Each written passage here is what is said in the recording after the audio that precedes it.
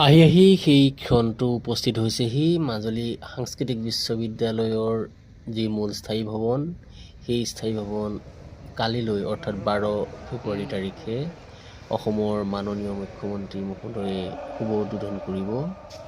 তিনিখন উইণ্ডোত আপোনালোকে দেখি আছিলে যে মূল ভৱনৰ বিভিন্ন অংশসমূহ ইয়াতে ক্লাছৰুম,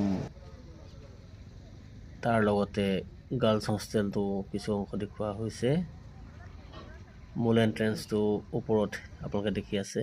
এটা সুন্দৰ পৰিৱেশ, বিশ্ববিদ্যালয়খনে এটা স্থায়ী ঠিকনা লাভ কৰিলে।